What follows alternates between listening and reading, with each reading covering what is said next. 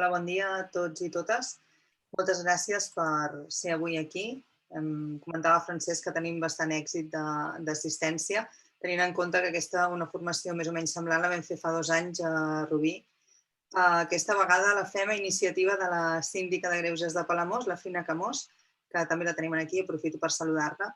I ens ha de servir com a oportunitat, primer de tot, per actualitzar tots els coneixements que ja vam adquirir, com us comentava, fa 2 anys a Rubí, però també per actualitzar com està el tema de la llei de la segona oportunitat, perquè en aquest temps també hi ha hagut canvis. Per això els ponents que tenim, que a continuació la Fina presentarà, ens explicaran una mica com està tot. També us volia comentar, ja sabeu que al fòrum el passat 15 d'abril ens vam sumar a l'Aliança per la Segona Oportunitat. Com a síndics i síndiques locals, com hem posat de manifest també durant tot el temps de la Covid, una de les nostres feines també és assessorar la població, informar-la i donar-li eines, diguem-ne, per superar determinades situacions. I entenem que la llei de la segona oportunitat és una d'aquestes eines que hem de poder posar a l'abast de la ciutadania per superar determinades situacions que fan que no puguin avançar a la seva vida. En principi, és tot el que us volia comentar. Dono la paraula a la Fina, que ara presentarà els ponents. Volia agrair també molt especialment a les 3 persones que ens acompanyen, que ens faran aquesta formació, per actualitzar-nos aquesta informació i a seguir treballant també per ajudar a la ciutadania. Moltes gràcies. Bon dia. Soc síndica Naïf. Fa 2 mesos que porto la sindicatura de Palamós i en la primera visita que vàrem fer a una entitat del poble, amb el síndic anterior, a la Creu Roja, ens varen exposar el cas d'una persona que, per diverses circumstàncies, havia acumulat un deute important, el qual tenia moltes dificultats per fer-hi front. Ens vam plantejar si seria una persona candidata a la llei de segona oportunitat. I vàrem constatar que, a més de ser un procediment jurídic molt complicat, aquesta llei pràcticament només en coneixíem el títol. Que era possible també que hi hagués, intuïem que hi havia també altres pobles, municipis que podien estar en la mateixa situació que nosaltres. I que, per tant, podria ser interessant fer una jornada on ens informessin de la llei i, sobretot, que ens pogués ajudar a detectar aquelles persones que podien ser beneficiàries de la mateixa. Per això ens vam posar en contacte amb el fòrum, amb la direcció del fòrum, per exposar, a veure si podia ser interessant fer la jornada, i la resposta per part seva va ser molt positiva. Agraeixo a en Francesc Mateu i també a la Beta Marquès, síndica de Terrassa, la seva implicació i també la rapidesa amb què ens han organitzat la xerrada. Passo ara també a explicar o a presentar els 3 ponents que són experts en aquesta matèria. En primer lloc, el senyor Miquel Àngel Salazar, advocat i economista, membre de la Comissió de Dret Mercantil del Col·legi d'Advocats de Terrassa i membre del grup de treball de segona oportunitat del Col·legi d'Advocats de Barcelona. El senyor Joan Alegre, advocat, membre de la Comissió de Dret Mercantil del Col·legi d'Advocats de Terrassa, i el senyor Octavi Gràcia, economista i advocat, administrador concursal amb àmplia experiència i membre del grup de treball de segona oportunitat del Col·legi d'Advocats de Barcelona. A tots 3, moltíssimes gràcies per la disponibilitat en fer-nos aquesta sessió, que segur que serà de molta utilitat per tots nosaltres. Passo doncs la paraula a Miquel Àngel Salazar. Moltes gràcies. Moltíssimes gràcies, Fina, per l'oportunitat que ens doneu per 2 qüestions. Una, per tenir aquest espai de poder explicar-vos el moment actual de la norma, de posar-la una mica en context un altre cop i, sobretot, agrair-vos aquesta voluntat de servei que demostreu de forma absolutament contínua. Jo abans ho comentàvem, que a vegades és un element en la sindicatura de greuges que queda com molt lluny, que queda com molt poc, una mica opaca, com molt poc visible, quan el que feu és una feina d'engarce entre la població i les administracions o les institucions, entre la ciutadania i les administracions, que sempre val la pena de recordar-ho i posar-la en valor i recolzar la vostra feina en aquest punt d'independència que sempre feu en allò que enceteu. Había preparado la sesión en castellano porque pensaba que también a lo mejor nos escuchaban algunos compañeros vuestros de sindicatura, defensores del pueblo de otros espacios del Estado, con lo cual, por un tema de practicidad, tiramos de esa manera. Primero, buenos días a todo el mundo. Queremos desearos que estéis todos muy bien en este momento en que parece que los efectos sanitarios de la pandemia empiezan a remitir. Ciertamente, justo en este momento, seguramente que vamos a empezar a ver o continuar viendo que tenemos que hacer frente y hacer alianza para entomar los efectos sociales y económicos que ya van saliendo a flote a partir de esta mal llamada vuelta a la normalidad. De nuevo, queremos agradecer a todos los asistentes, a los responsables del Fórum de Síndics, miembros y responsables de servicios sociales, creo que estáis hoy también acompañándonos en la sesión, la asistencia y la voluntad de formar a vuestros equipos de este área en esta materia, que es la ley de la segunda oportunidad. Es una norma que precisamente apuesta y se compromete con la ciudadanía, como vosotros hacéis de forma cotidiana y a diario en vuestra acción.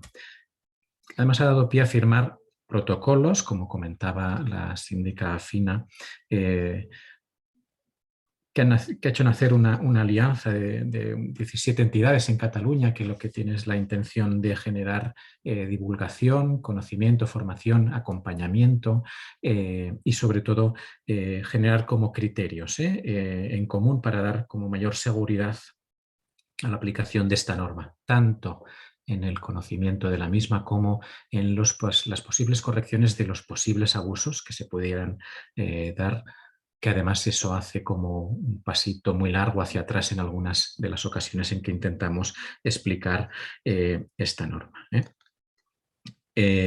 Nosotros le queremos dar un enfoque a la exposición y a la aplicación de esta norma desde un punto de vista del derecho social, porque a fin de cuentas la segunda oportunidad es un derecho que tenemos todas las personas, a tener una situación de fracaso que además nos dé lugar a una nueva oportunidad, a una segunda oportunidad y a las que sean necesarias.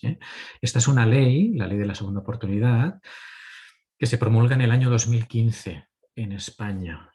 Es poco conocida, ahora empieza a haber bastante movimiento y ciertos comentarios, estamos saliendo en prensa. Ayer precisamente uno de los ponentes que hoy nos acompañará, Octavio, hizo una incursión en un programa en televisión, o sea, estamos ya entrando en estos niveles de divulgación que creo que es importante, pero precisamente ese es el trabajo que hemos querido cambiar, que esta norma se conozca. Me gusta mucho, yo hablo de la ley de segunda oportunidad y del mecanismo, pero me gusta muchísimo el título que le habéis dado a la jornada, que se llama El derecho a la segunda oportunidad. Pues nosotros hablamos de ley, pero eso es un derecho que siempre hemos de ver que nos está superando. Nosotros la sesión de trabajo que vamos a empezar la hemos previsto de la siguiente manera, si organizamos un poquito cómo van a funcionar estas 2 horas. Vamos a dedicar un primer momento a presentar antecedentes y los cimientos en los que se basa esta norma, la ley de segunda oportunidad. Posteriormente haremos una aproximación a los requisitos que se han de cumplir por parte de la ciudadanía que necesite el acogimiento de esta norma. Que es decir, empezaremos hablando del acuerdo extrajudicial de pagos con unos acreedores a los cuales se les debe el dinero, que se basarán en la capacidad de generar ingresos que dispone el deudor. Posteriormente, la situación de concurso de acreedores cuando no hay un acuerdo, que provoca la liquidación del patrimonio que tiene el deudor, si es que tiene, para al final solicitar la exoneración de aquellas deudas que no han sido posible pagar una vez liquidado todos los bienes del deudor. Este es el eje que es importante. Finalmente haremos una explicación de cómo desarrollar o cómo engarzar y cómo explicaros experiencias que ya tenemos en algunas localidades, como por ejemplo Tarrasa, de poder ayudar a usuarios de servicios sociales, usuarios de servicios consultoría en sindicaturas, con esta norma a través de protocolos de trabajo con los colegios de abogados, a través de los servicios de orientación jurídica y el turno de oficio de la abogacía. Finalmente abrimos un espacio de preguntas específicas, casos concretos y de todo lo que vosotros veáis necesario. Para hacer eficiente la sesión habíamos pensado que cada bloque recogemos las preguntas que nos vayáis haciendo a través del chat que tenéis en disposición, las vamos agrupando un poco pues, por la naturaleza que se intentamos dar respuesta para llevar un sistema un poquito ordenado. De forma que si os parece empezamos. Vamos a dedicarle un minutito, es un minuto y muy poco, a escuchar un vídeo que yo creo que resume perfectamente lo que es la norma y nos permite tener ya un primer filtro de cómo hemos de ver si esta norma les va a ayudar a nuestros usuarios. ¿No paras de recibir requerimientos? ¿Lo has perdido todo menos las deudas? Entonces, la segunda oportunidad es tu respuesta. ¿Todavía no sabes lo que es? La segunda oportunidad es un mecanismo que permite obtener de un juez la cancelación de todas tus deudas. ¿Quién lo puede utilizar? Está a disposición de las personas insolventes que no tienen bienes para hacer frente a sus deudas. ¿Y cómo funciona? El mecanismo consiste en una petición de un ciudadano mediante su abogada o abogado. Así, se inicia un procedimiento simple para llegar a un acuerdo con los acreedores. Si no es posible, y previa liquidación de los bienes para pagar a los acreedores, se puede pedir al juez la cancelación de todas sus deudas. La segunda oportunidad es tu opción para volver a empezar una vida sin deudas, sin padecer embargos ni la angustia financiera que supone. La segunda oportunidad te aporta esperanza y futuro para volver a reemprender tu vida y tus negocios. Que las deudas no te venzan. Consulta a la abogacía. Tienes una segunda oportunidad. Pues así es, siempre tenemos una segunda oportunidad. Precisamente en la presentación de la alianza que hicimos hace escasamente un mes y unas semanas, la presidenta de la mesa del tercer sector, cuando hacíamos la presentación, decía que no solo tenemos derecho a una segunda, sino a una tercera, a una cuarta y a las que haga falta. Sin embargo, a nivel legal y a nivel jurídico, hoy os vamos a explicar este procedimiento que no es tan sencillo para que haya tantas oportunidades, pero que seguramente a nivel legal vamos a poder liberar una situación compleja, una mochila de deudas para poder volver a iniciar nuestra vida, a emprender de nuevo. Os hago un pequeñito paseo por la historia. La segunda oportunidad, la liberación y el perdón de las deudas, no es algo nuevo. Es algo que ahora hemos querido esconder, pero no es algo nuevo para nada. Fijaros que en el siglo, 1400 años antes de Cristo, en el libro del Deuteronomio, aquel libro que Moisés en el Antiguo Testamento estableció como los libros de la ley, en el libro del Deuteronomio ya se daba la oportunidad de hacer remisión de las deudas a los que no podían hacer frente a las mismas. Cada 7 años se establecía un equilibrio social a través de este mecanismo.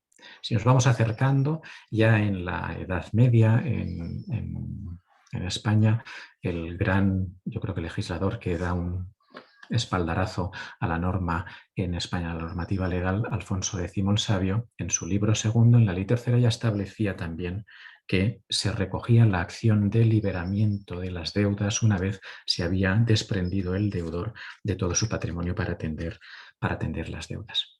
Y el último repaso, una cosa que me resultó muy curiosa estos días de pandemia, releí este libro tan magnífico, La Catedral del Mar, y me encontré con una figura que describía perfectamente su autor, año 1350, Barcelona, espacio de comerciantes, y se describe la figura del abatut. El abatut como aquel comerciante que no ha podido hacer frente a sus deudas, que le sobreviene una situación de endeudamiento que no puede liquidar. ¿Y cómo se arreglaban las situaciones en la Edad Media? Pues mira, se liquidaba todo el patrimonio de esa persona, de ese comerciante, se pagaban a todos sus acreedores, pero aquí estamos en la Edad Media. Como si no se podía pagar toda la deuda que se tenía, este comerciante tenía un mal final. Se le cortaba la cabeza delante del gremio para hacer escarnio de la situación y, desde luego, aviso a navegantes. Bueno, parece mentira, pero esto ha sido así hasta ahora. Al final de cuentas, bien es cierto que de la Edad Media aquí hemos superado que no nos cortaban la cabeza, pero hasta ahora, hasta escasamente hace 6 años, el Código Civil español lo que obligaba era a atender todas nuestras obligaciones con nuestros bienes presentes y futuros. Es decir, aquel que había tenido situación de sobreendeudamiento, llegada a la situación de no poder pagar, perdía todo menos las deudas. Nunca acababa de liberarse. Pues viene la segunda oportunidad, la ley que nace en el año 2015 y rompe con esta responsabilidad universal. Ataca lo que nosotros los abogados conocemos como el artículo 1911, que se nos ha grabado aquí en la frente a fuego, diciendo que siempre tendrás obligación de atender tus deudas, pero cuidado, cuando hay una serie de consideraciones y estamos delante de un deudor de buena fe y ante una situación de sobreendeudamiento, este deudor puede tener el perdón de las deudas. De hecho, nosotros en el grupo de trabajo que desarrollamos el conocimiento de la ley y esta divulgación, hablamos de que estamos delante de la ley de la felicidad. Cuando vamos viendo ya noticias en la prensa de que estas liberaciones, si os dais cuenta, las palabras que se utilizan es estamos tremendamente felices, hemos vuelto a nacer, volvemos a tener nuevas oportunidades, volvemos a poder emprender. Ciertamente, ante una posibilidad de una situación de fracaso que podemos estar todos inmersos, damos una vuelta y volvemos a empezar. Esta ley del año 2015 tenía 3 grandes objetivos: exonerar estas deudas ante insolvencias sobrevenidas, que no sean culpables, que no hayamos nosotros de forma negligente llevado a cabo u oportunista esta situación de no poder atender nuestras deudas ni tan solo con la liquidación de todo nuestro patrimonio, con el objetivo también de recuperar al deudor, ofreciendo tanto una nueva vida como una nueva oportunidad, entrarlo de nuevo al sistema. Es más sencillo y tiene más sentido poder dar una solución a las deudas que no se pueden pagar, volver a entrar a la persona en el sistema, volver a entrar que sea de nuevo un consumidor, un nuevo generador de recursos, un nuevo emprendedor y por lo tanto una nueva situación de positividad, una nueva entrada en la economía. Aquí ha costado mucho este país, ha trabajado mucho la estigmatización del que debe dinero y no puede pagarlo. Y esto es lo que intenta como gran objetivo, es uno de los fundamentos éticos que tiene esta norma, de superar, evitar esta estigmatización. Para eso tenemos que trabajar todos, nosotros divulgando, vosotros conociendo, aportando a la ciudadanía la realidad de que hay solución ante situaciones de deuda y sobre todo que no tenemos que tener una estigmatización definitiva por el hecho de no pagar. El no poder pagar no es una culpa, es una situación que tenemos que superar. Esta ley se encaja en el procedimiento concursal, que ya es una ley de altísima complejidad y de altísima jurisprudencia, criterios que no están solo soportados por la ley, sino por resoluciones, tiene muchísima complejidad. La base más importante, el concurso consecutivo, un concurso de acreedores, se gestiona para poder cubrir y defender a aquellos a los que se les debe dinero, poder pagar las deudas. En el caso de la segunda oportunidad cambia el paradigma. Nos fijamos en la situación del deudor. Si es un deudor de buena fe, ahora veremos esas consideraciones, le podemos dar la solución a sus deudas que no va a poder pagar. Esta norma tiene beneficios para todos, desde luego para el deudor, pero también para la sociedad. Reducimos costes sociales, administración de justicia inoperante, costes de servicios sociales. El deber dinero, no salir adelante, genera exclusión social. Costes relacionados con la salud. Al final, las depresiones, el no tirar adelante, el no tener proyecto porque si supero mis ingresos se me van a embargar, me genera una situación de presión que yo tengo que también salvar a través incluso de cuestiones de salud. Y luego hay una cosa muy interesante, la sociedad también ha de entender, estamos en una sociedad de consumo basada en el crédito y hemos de entender que se ha de fomentar un crédito responsable, tanto por el que lo solicita como por el que lo da. Es decir, al final estamos también saliendo de esta situación de crisis pandémica, pero cuando veníamos antes de la pandemia y salimos de la crisis financiera, nos estábamos dando cuenta que ya los bancos de nuevo concedían créditos preconcedidos. Volvíamos a la situación de las ofertas con descuento que se llama el día sin IVA, en vez de decir un 21% de descuento. Bueno, pues todo esto se ha de ir trabajando bajo un fundamento de buenas prácticas y de ética que también tenemos que tener en cuenta como eje en nuestras actuaciones. Evidentemente para el acreedor es aún más difícil de convencer que exista un beneficio para él. Pero mira, evita costes de ejecución infructuosos, evita tener paso de tiempo en situaciones que sabes que no se va a generar una posibilidad de cobro, con lo cual lo más fácil es intentar arreglar esa situación y promover que la persona a la que te debe dinero vuelva al sistema y a lo mejor vuelva a ser otro de nuevo un cliente responsable, un cliente que puede de nuevo generar emprendimiento y volver a generar sostenibilidad en nuestra economía. Yo os voy a acabar muy prontito esta primera parte, pero no quiero dejar tres cuestiones importantes. Esto es el mapa en el que vemos cómo ha ido evolucionando la incorporación a los acervos jurídicos de cada uno de los países de nuestro entorno de la ley de segunda oportunidad. Nosotros en nuestro país estamos ante una situación que nace en el año 2015. Como veis, en nuestro entorno hay algunos también países con incorporación en el año 2015, pero los países de más desarrollo son países en los que ya esta norma, esta posibilidad de liberarnos de las deudas, lleva mucho tiempo recurriendo. Dicen que en Europa una de las poblaciones que llaman más felices es la población danesa. Si os fijáis, en Dinamarca la norma de la segunda oportunidad está en activo desde el año 1984. Y esto da a lo que son los datos. Pues si estos países ya estaban desarrollando estas normas, estos procedimientos, fijaros qué comparativa. En España en el año 2020 se han promovido 8.500 procedimientos de segunda oportunidad, ¿de acuerdo? Luego compararemos con otro dato muy interesante, pero fijaros en Alemania, en Francia, en Reino Unido. Casi en todos los países más de 100.000 procedimientos. Países en los que parece ser que la crisis no es tan profunda como la que vivimos en nuestro entorno y tienen muchísimos más procedimientos, tienen más tiempo, hay más divulgación y está más entendido que realmente estamos ante una situación de solución, no ante una situación de estigma. Este es un dato a lo mejor más técnico, pero vale la pena darse cuenta. Fijaros que el mundo de los concursos de acreedores, el mundo de las quiebras, estamos en un momento en que ha cambiado el paradigma, ha cambiado la tendencia y ya son más, desde el año 2019, más procedimientos de personas físicas los que se tramitan en los juzgados que no de empresas. Cuidado. Eso es importante, eso es que la norma está siendo conocida. Y aquí en Cataluña tenemos la suerte de que tenemos tanto grupo de trabajo como una serie de jueces que están como muy alineados en divulgar, en promover y en dar soluciones incluso imaginativas que veremos luego como cuestiones de la vivienda habitual, cuestiones sobre los alimentos, planes de pensiones, en fin, una serie de situaciones que nos permiten divulgar y avanzar en esta norma. ¿Y qué ocurre? Pues que como divulgamos más, estamos más por la labor, se producen más procedimientos en Cataluña que en el resto del Estado español.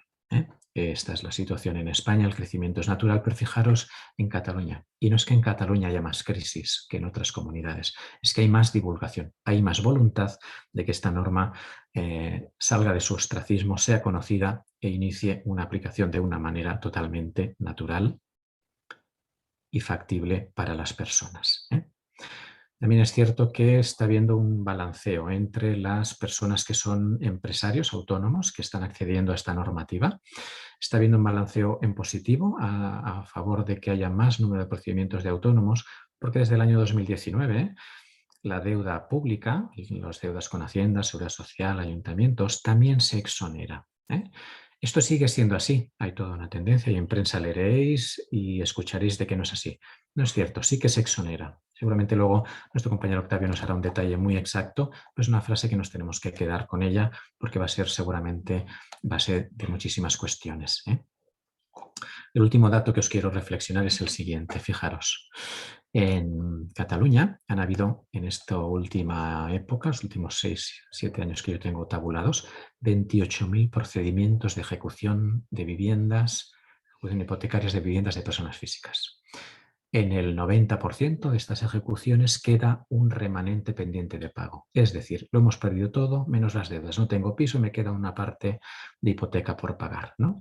Si lo comparamos con el dato que teníamos aproximadamente, pues vamos a verlo un momentito, en Cataluña a lo largo de este periodo de tiempo solamente 8.000 procedimientos de segunda oportunidad, es evidente que hay un agujero que cubrir. Es evidente que tenemos seguramente pues, más de 10.000, 15.000 personas afectadas con una deuda que no van a poder atender, que les va a significar una losa a lo largo del tiempo y que aquí hoy os vamos a intentar explicar de nuevo la norma que les puede ayudar a librarse de esta situación y volver a emprender, volver a poder encauzar sus propios proyectos.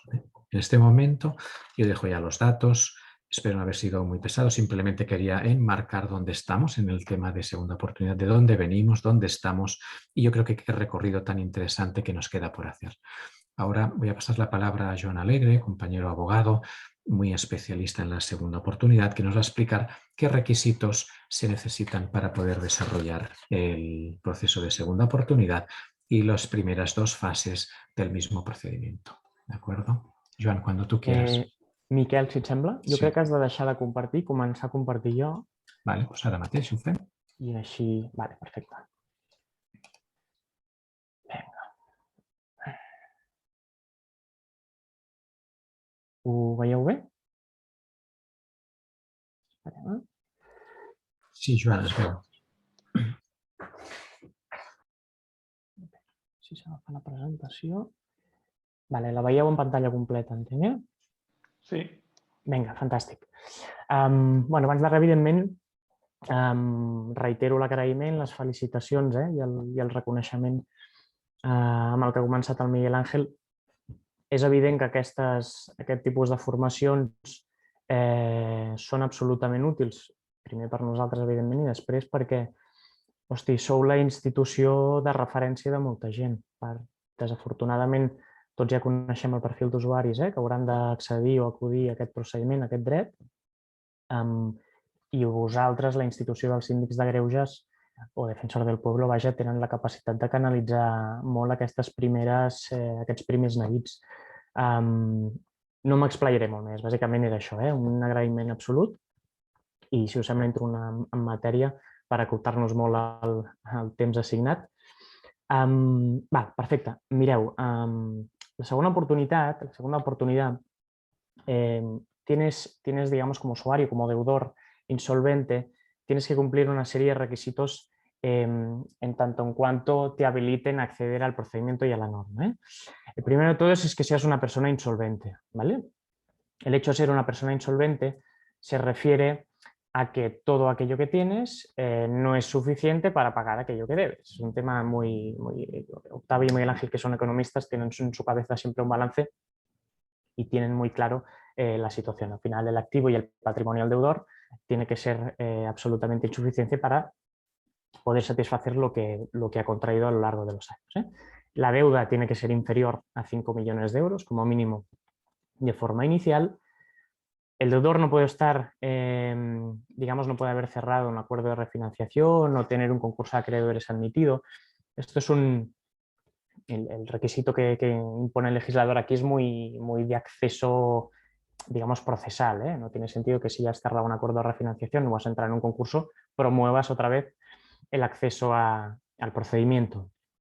Siguiente requisito, que va muy de la mano con el anterior, es no haber alcanzado un acuerdo extrajudicial de pagos.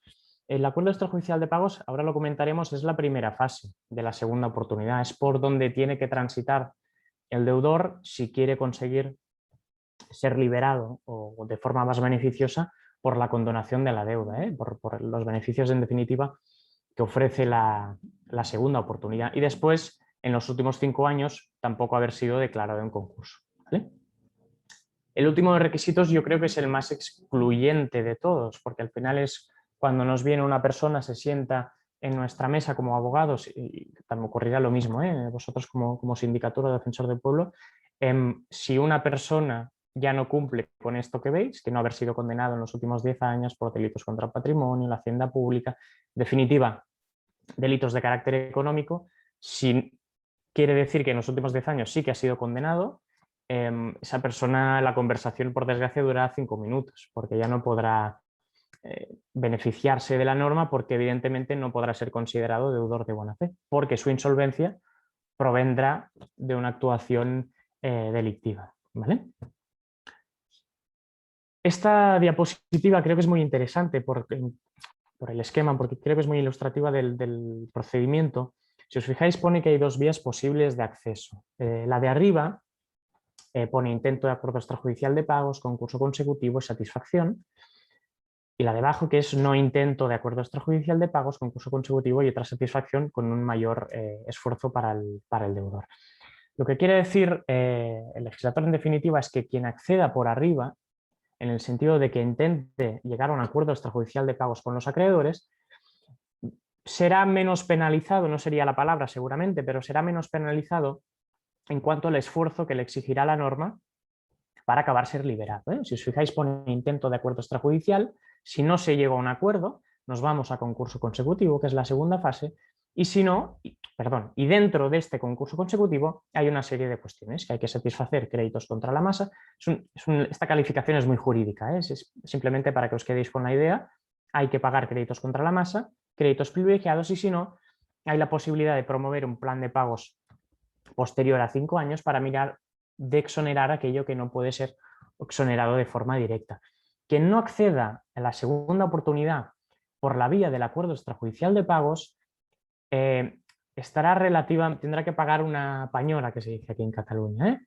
Tendrá que ir a concurso consecutivo, pero dentro del concurso consecutivo no solo tendrá que pagar crédito contra la masa y crédito con privilegio, sino que además el 25% del crédito ordinario. Insisto, es otra etiqueta absolutamente jurídica de clasificación crediticia, pero implica que el deudor tendrá que hacer frente a una liquidación patrimonial mayor, o tendrá que pagar más de lo que hubiera pagado accediendo por la otra vía. Acuerdo extrajudicial de pagos. ¿Vale? Como idea general, digamos que es esto que os comento. El mecanismo segunda oportunidad se inicia por esta fase de AEP, que son las siglas por las que conocemos en el mundo jurídico el acuerdo extrajudicial de pagos, que básicamente busca, a través de la designación de un mediador concursal, que tutela más o menos este procedimiento preconcursal, culminar un entendimiento entre los acreedores y el deudor. ¿Vale? Este esquema, también así con personitas, es muy ilustrativo en cuanto aquí ya el acceso. Hablamos casi de competencia, lo que sería en la parte más jurídica. Fijaos que el deudor, persona física empresaria arriba, lo que dice la ley es: perfecto, en tu solicitud de acuerdo extrajudicial de pagos y por tanto de nombramiento de mediador concursal, tienes que solicitarlo como persona física empresaria en el registro mercantil o en la Cámara del Comercio. La persona física empresaria, ahora ya queda muy claro que se trata de aquella persona cuyo origen de endeudamiento proviene de una situación empresarial o profesional. Pues el típico caso de un administrador de una sociedad limitada que tuvo que avalar a la compañía para poder proteger la continuidad de la actividad. Por contrabajo, que veis el deudor de persona física no empresaria, digamos que es al revés. Como también el criterio que gobierna dónde tiene que acudir el deudor es el origen de la deuda, el deudor persona física empresaria se refiere a típico crédito al consumo, que he pedido una deuda, no he podido pagarla, he pedido otra, y se va haciendo esta bola de nieve, ¿no?, tan característica de estos casos, pero no con un origen empresarial o profesional. Tiene que acudir al notario del domicilio, de la ciudad o del pueblo donde él resida, ¿vale?, para buscar precisamente esto que veis, que es la designación del mediador concursal.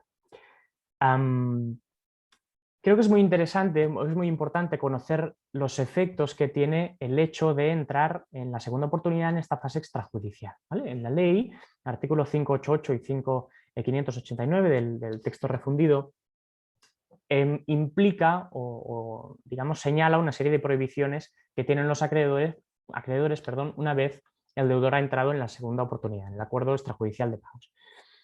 Como veis aquí, la persona física empresaria dice que una vez abierta esta apertura de negociaciones, no podrán iniciar contra él ni continuar acciones ejecutivas, ya sean judiciales o extrajudiciales, durante 3 meses, que es el transcurso que le asigna el legislador para el recorrido de la fase extrajudicial para el deudor persona física empresaria.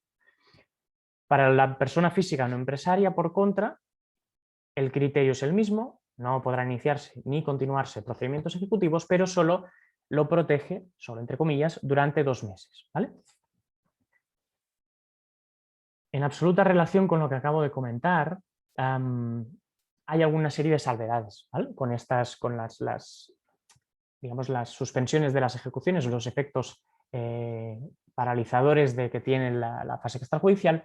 En cuanto a las ejecuciones con garantías reales, es decir, el acreedor hipotecario, dice que sí que podrán continuar las ejecuciones sobre los bienes o derechos sobre los que hubiera constituido la garantía, pero sí que se suspenderá, es decir, solo podrá continuar si esta ejecución no va contra un bien necesario para la continuación de la actividad o contra la vivienda habitual, ¿vale? Si el bien que está en ejecución es la vivienda habitual o el local donde opera el autónomo, su ferretería o cuestiones similares de actividad, el acreedor no puede continuar con la ejecución porque el propio procedimiento le suspende la posibilidad. En cuanto a los créditos de derecho público, administración pública, Hacienda, Seguridad Social, ayuntamientos, diputaciones, todo lo que conocemos por ello, ellos sí que tienen una serie de prerrogativas en ese sentido y en la fase extrajudicial no les impide continuar o iniciar procedimientos ejecutivos, actuaciones ejecutivas en definitiva.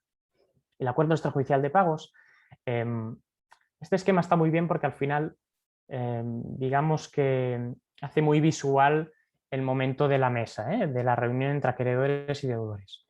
Fijaos que lo que busca el acuerdo extrajudicial precisamente es eso, llegar o convenir un acuerdo entre acreedores y deudor, donde el deudor propone un plan de pagos, el mediador lo traslada a los acreedores y los acreedores pues evidentemente tienen la posibilidad de aceptar, de contraofertar, que en la práctica casi nunca pasa, o de aceptar el acuerdo, que tampoco pasa mucho en la práctica, y pues, si aceptan el acuerdo, tirarán para adelante con ello, con lo que se decida.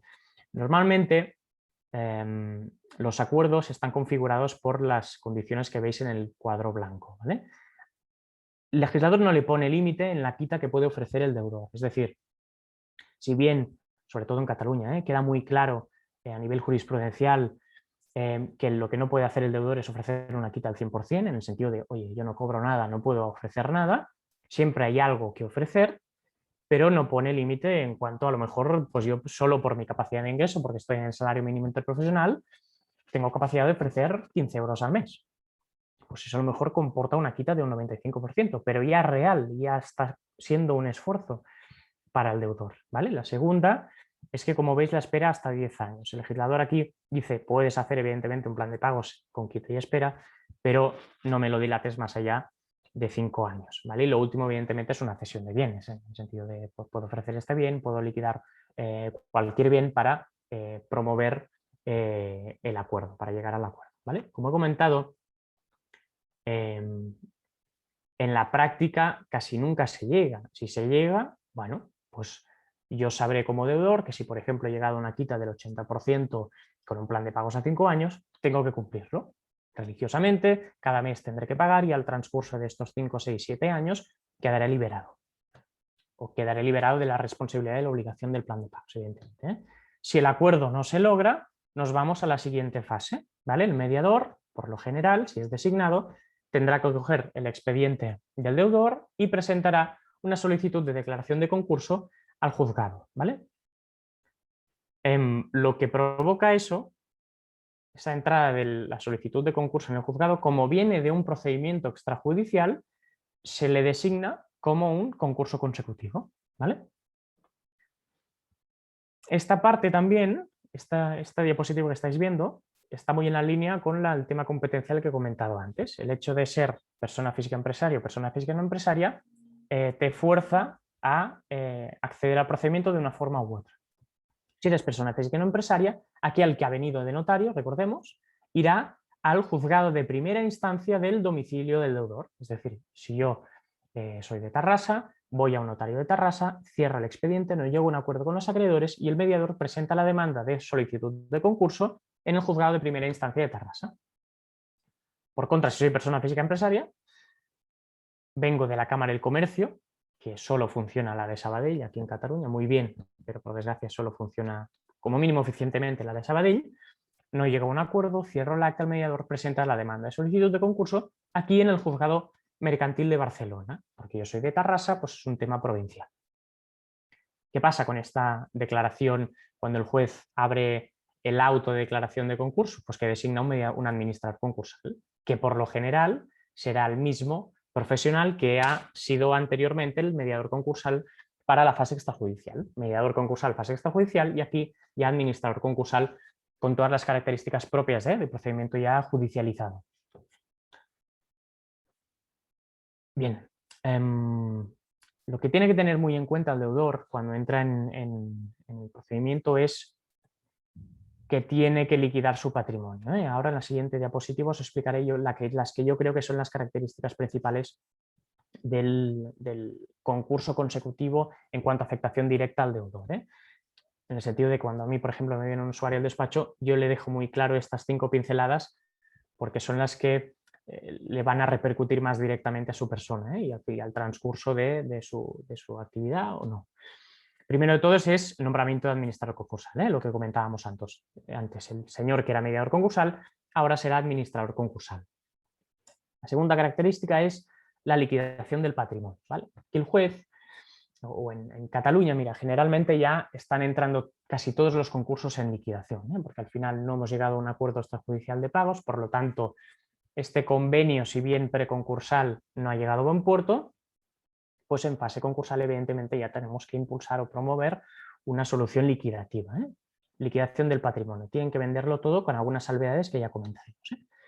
Aquí pone siempre salvo personas físicas empresarias, en el sentido de que la persona física empresaria, si autónomo que tiene una deuda eminentemente profesional, tiene la posibilidad en concurso de promover un convenio. Sobre el papel es así, pero en la práctica no pasa, porque al final es la misma lectura que para una persona física empresaria. Si yo ya he venido de un acuerdo extrajudicial de pagos, hombre, muy difícil será que pueda llegar a cerrar un convenio en sede concursal, en sede judicial. ¿Vale?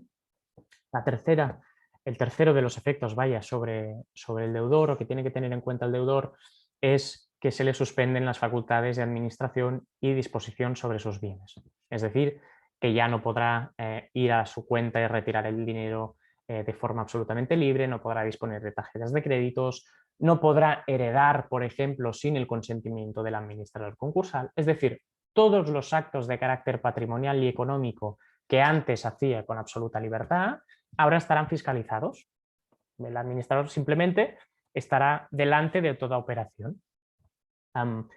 Eso el legislador lo hace al final. Fijaos que es un procedimiento donde acabamos liberando todos los derechos de créditos de los acreedores.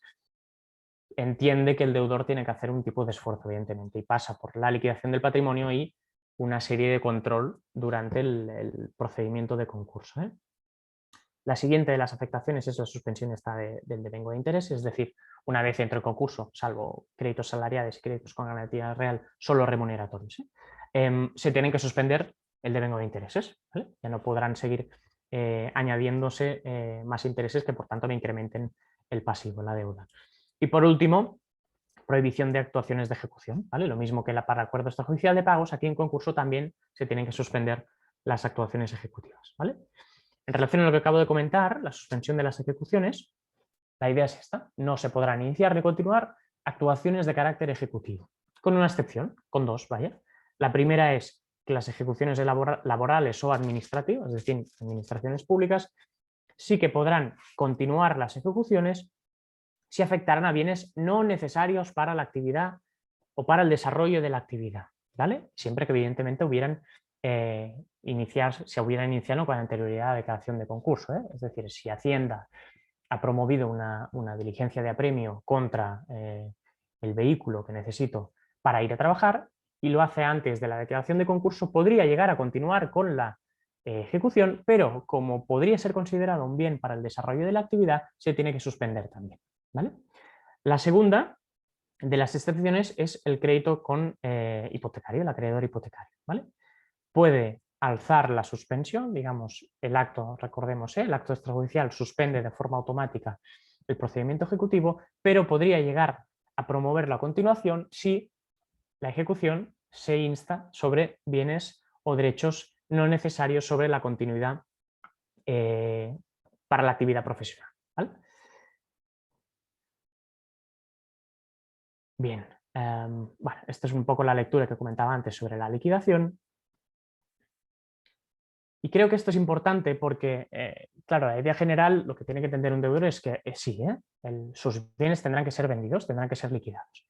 Pero hay una serie de excepciones a este entorno liquidativo. El primero son los bienes inembargables. Estos bienes inembargables no se verán afectados por la liquidación, pues porque el legislador entiende que es un bien mínimo al que tiene que poder disponer el deudor. Básicamente la idea quedaos con el salario mínimo interprofesional, con las escalas que marca la ley de enjuiciamiento civil. El deudor no le será embargado ni tiene que ser liquidado el salario mínimo interprofesional. Segundo de las excepciones al hecho de vender el bien es que esté desprovisto de valor de mercado. Pues aquí hablamos, por ejemplo, de un ciclomotor del año 2000 absolutamente atrutinado, que no tiene ningún tipo de recorrido ni valor liquidativo. Pues el administrador, lógicamente, promover una venta de un bien de estas características no conseguiría una entrada de dinero en el concurso, por lo que también puede apartarse de la liquidación. Y por último, aquel está muy relacionado con el anterior, cuyo coste de realización sea superior al valor de venta. Es decir, este mismo criterio del ciclomotor, imaginaos que le faltan los 2 retrovisores, pues si su reparación, su puesta en marcha otra vez me comporta, para poder ser liquidado, más coste de lo que yo cobraría por la liquidación, tampoco tiene sentido que sea vendido en el procedimiento concursal. El plan de pensiones es otra de las preguntas madre que siempre nos hacen los deudores cuando se sienten en el despacho, sobre todo evidentemente llegados a una cierta edad. ¿Qué pasará con mi plan de pensiones? El plan de pensiones es un bien que tiene que ser liquidado, pero solo cuando se llega a la contingencia. Es decir, los planes de pensiones todos sabemos que solo se pueden retirar cuando llegamos a los 65 años y una serie de condicionales, enfermedades, etcétera, etcétera.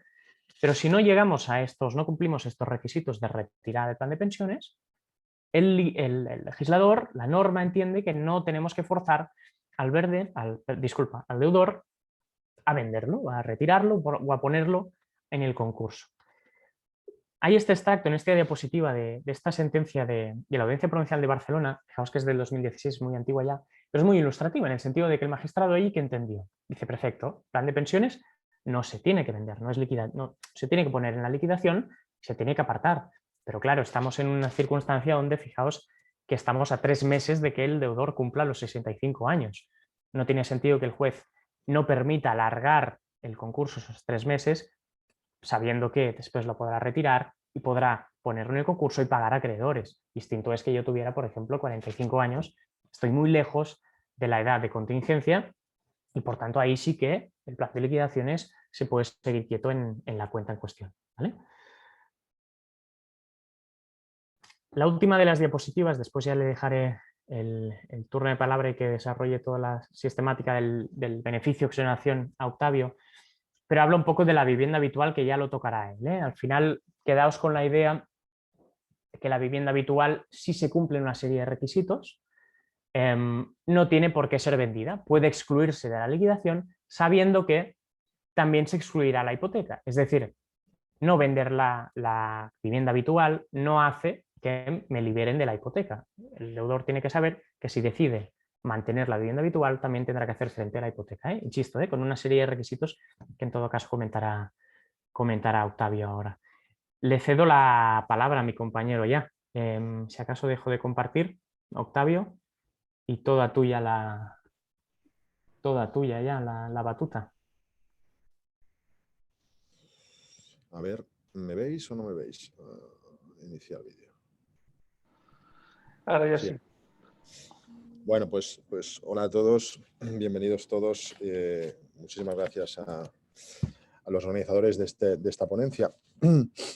Yo, antes de entrar en la ponencia con todos vosotros, estaba hablando con vuestros compañeros sobre el objetivo y la finalidad de esta ponencia, porque al final lo básico, lo que creemos más importante es que podáis transmitir un mensaje a la gente que os consulta. Es un poquito, no tanto como ser expertos en la materia, porque al final esto se requiere muchas horas y demás, pero dar un enfoque general como están haciendo, como han hecho muy bien pues, mis otros 2 compañeros, pero sobre todo que os llevéis a casa esa lógica de esta norma y el poder responder exactamente qué es lo que necesitan los ciudadanos conocer de este mecanismo. Yo, antes de entrar en la exoneración, me gustaría hacer un pequeño resumen de estas cuestiones más elementales Y la más importante, y es un tema que se ha hablado antes también, y ha hablado Miguel Ángel, es el tema del concepto del perdón, ¿verdad? Todavía estamos en esa concepción, en esa cultura judeocristiana donde parece que tengamos que perdonar.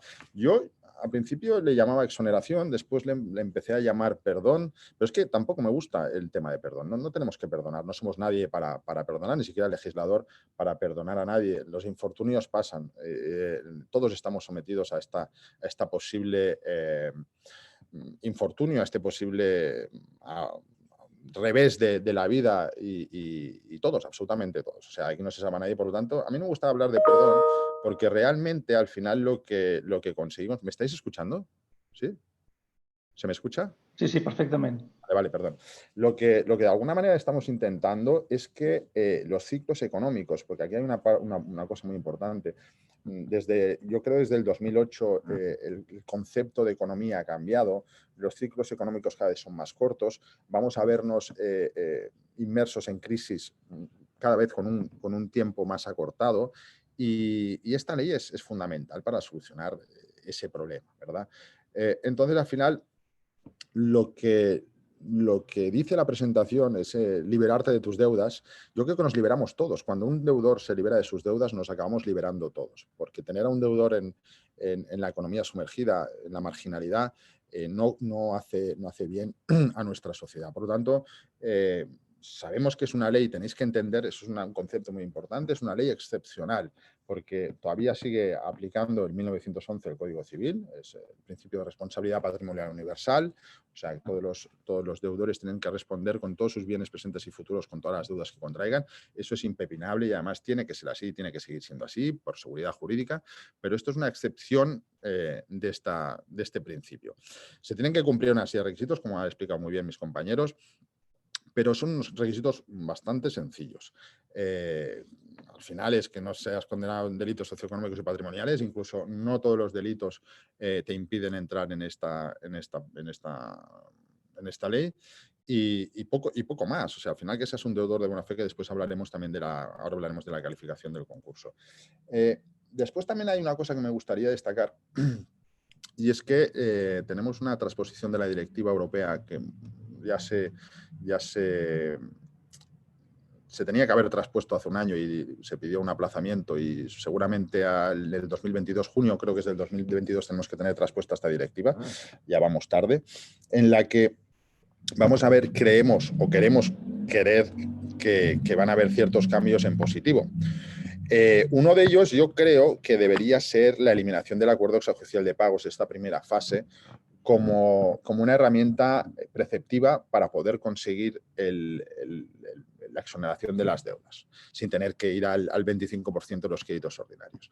Porque se está convirtiendo hoy en día en una figura que no tiene ningún sentido. La gente llega a los concursos, llega a la insolvencia sin nada que ofrecer y, por lo tanto, esos acuerdos extrajudiciales de pago se convierten en una simple quimera, en un circo en el que lo único que hacemos es gastar tiempo y dinero y no tiene ningún sentido. Sí, en el futuro, yo siempre que tengo la ocasión, hablo de que el acuerdo extrajudicial de pagos es una figura en sí, que tiene una herramienta muy potente, si la comparamos con lo que está sucediendo, por ejemplo, en países como Reino Unido, donde actualmente creo que es el acuerdo extrajudicial de pagos de Reino Unido se inicia en el 2009, y ligeramente van ascendiendo los casos de éxito de acuerdo extrajudicial de pagos y a la actualidad en el 2020, creo que cerraron en el 2020, el 85% de las insolvencias se superan con el acuerdo extrajudicial de pagos.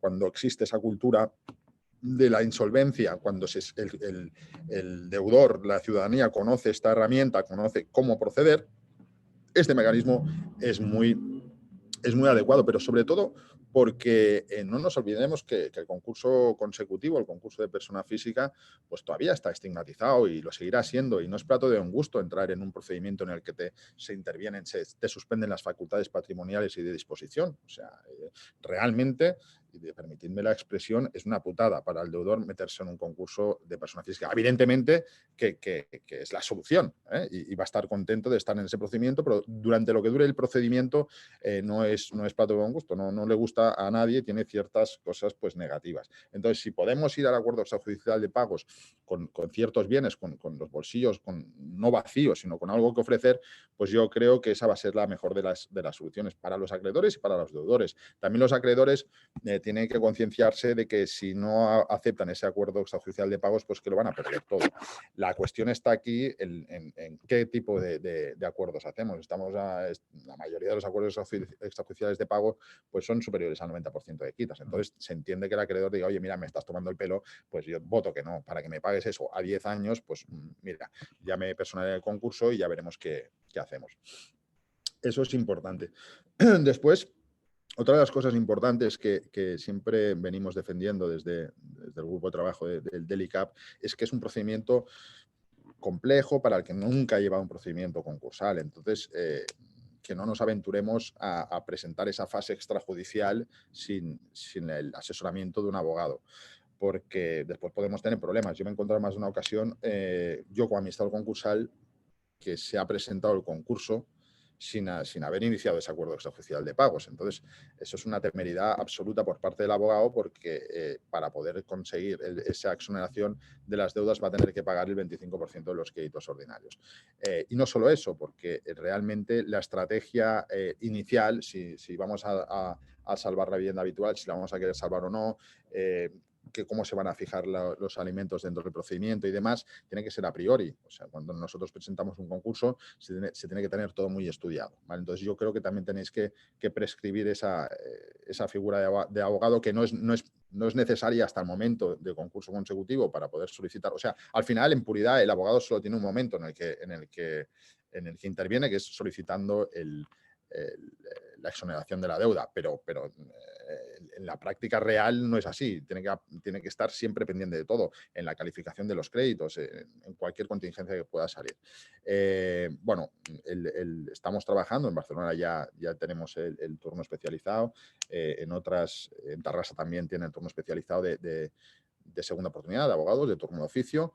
Y yo creo que esa es la solución, ¿no? Porque al final esta gente que está en la situación de exclusión o vulnerables debería acceder a ese turno de oficio con todas las garantías posibles. Estamos formando muchos abogados para el turno de oficio y yo creo que esa es un poco la solución. En cuanto a la liquidación, también tenéis que decir a la gente que os pregunte que es un procedimiento liquidatorio, absolutamente liquidatorio. O sea, estamos sometiendo a un acreedor a un sacrificio muy importante, que es que, señor, usted no va a cobrar nada de lo que le debemos. Por lo tanto, se le tiene que solicitar también, exigir ese plus de esfuerzo al deudor, liquidando todo su patrimonio. Eso está claro. Veremos ahora también el tema de la vivienda habitual, que es un tema interesante, pero también hay que tener en cuenta si queremos o no queremos, si hay que hacer un juicio de valor con la vivienda habitual. En cuanto a la calificación del concurso, es una cosa también importante. La ley concursal, el texto refundido actual, pues prevé las presunciones de culpabilidad clásicas y de alguna manera la persona física dentro de esa calificación, muchas de las presunciones no aplican. Básicamente, yo te diría que la mayoría de concursos son fortuitos. Porque esa generación o agravación de insolvencia, que es la más importante, o sea, el deudor de buena fe, ¿cuándo se considera deudor de buena fe en sede de calificación? Pues cuando al final esa persona no ha querido estar en la situación en la que está. Ahora bien, si una persona empieza a endeudarse y a sobreendeudarse y ese dinero se lo gasta pues, en viajes, en temas pues que realmente no se ciñen a una realidad de infortunio, pues evidentemente se tiene que hacer un juicio de valor y ese requisito también es fundamental. Pues a esa persona no se lo merece y por lo tanto se tiene que calificar como culpable el concurso y es uno de los requisitos después que veremos para obtener la exoneración. Vale, pues entramos en el tema de la vivienda habitual, que es un tema importante. Hace ya unos años, en el 2016, los mercantiles de Barcelona y el juzgado 50 de primera instancia de Barcelona crear una serie de normas o digamos, sí, normas internas de valoración en el que se establecía que la vivienda habitual podía ser excluida del plan de la liquidación. Eso tiene un sentido en la práctica en ciudades como Barcelona, Madrid, donde los alquileres son muy altos. Entonces, al final, las cuotas que están pagando estas personas hipotecarias son inferiores a los precios de mercado de las viviendas de alquiler. Claro, o sea, si tú le liquidas la vivienda habitual a un deudor que está pagando, imaginemos, 800 euros de hipoteca o 700 euros de hipoteca y el alquiler van a ser 1.200 o 1.300 euros, pues no tiene mucho sentido porque ponemos en peor situación al deudor, siempre y cuando no perjudiquemos al acreedor privilegiado. ¿Y cómo no se ni al acreedor privilegiado o entidad financiera, ni al resto de acreedores? Y entonces, ¿qué es lo que se establece en esas normas? Pues, oiga, mire, si el valor de la garantía, el valor de la hipoteca es superior al valor de mercado, y están al corriente todas las cuotas hipotecarias, pues dejémosle a este señor que siga pagando su cuota y que al final pues la mantenga. Pero, claro, pues no, en una eventual liquidación no va a haber sobrante. Entonces, como no hay sobrante, pues los acreedores tampoco van a cobrar. Por lo tanto, aquí no gana nadie. En todo caso, quien gana es el deudor, que va a mantener esa vivienda.